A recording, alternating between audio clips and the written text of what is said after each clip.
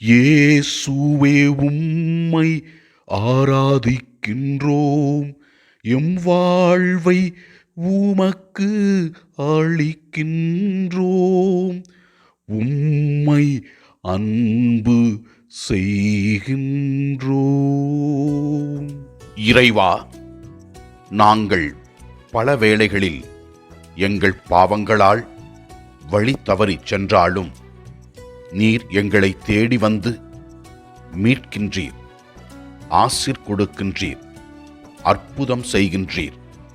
உம்முடைய வார்த்தை நிலையானது, உம்முடைய வார்த்தை ஆறுதல் அளிக்கின்றது, உம்முடைய வார்த்தை அற்புதம் செய்கின்றது.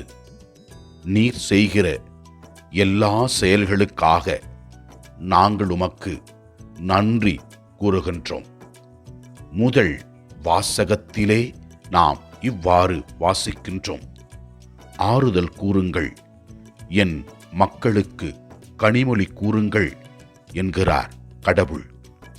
மேலும் இறைவன் நம்மை தேடி வருகின்ற தெய்வமாகவும் நமக்கு தேவையான ஆசீர்வாதங்களை நாள்தோறும் கொடுக்கின்றார் என்பதை பற்றி தெல்லம் தெளிவாக விளக்குகின்றது.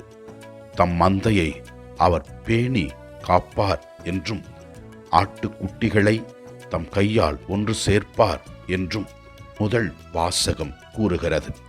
நற்செய்தி வாசகத்திலே இயேசு கிறிஸ்து கூறுகின்றார்: தொலைந்து போன ஆட்டினை எவ்வாறு ஆயன் தேடுகின்றாரோ அதே போல கடவுள் நம்மை தேடி வருகின்றார் என்றும், நம்முடைய மனமாற்றத்தில் மகிழ்ச்சி கொள்கின்றார் என்றும் தெல்லம் தெளிவாக விளக்குகின்றது. இவ்வாறு நாம் நற்செய்தியிலே வாசிக்கின்றோம்: இச்சிறியோரில் ஒருவர் கூட நெறி தவறி போகக்கூடாது என்பதே உங்கள் விண்ணகத் தந்தையின் திருவுளம் என்று இயேசு கிறிஸ்து கூறுகின்றார். இயேசுவே, நாங்கள் உமக்கு நன்றி செலுத்துகிறோம். எங்களுக்காக உயிரை தியாகம் செய்தவரே, நீர் இந்த உலகத்தில் வாழ்ந்தபோது மக்களுக்கு நல்லதையே செய்தீர். இப்போது கூட இந்த நற்கருணை ஆராதனையில் உம்மிடத்தில் நாங்கள் ஜெபிக்கும் பொழுது எங்களுக்கு தேவையான ஆசீர்வாதங்களையும் அற்புதங்களையும் செய்து கொண்டிருக்கிறீர்.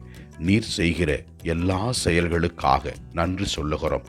ஆண்டவரை நோக்கி ஜெபிப்போம். எல்லாம் வல்ல இறைவன், தந்தை, மகன், தூய ஆவியார் நம் ஒவ்வொருவரையும் ஆசீர்வதிப்பாராக. இயேசுவுக்கு புகழ். மரியே வாழ்க. ஆமென்.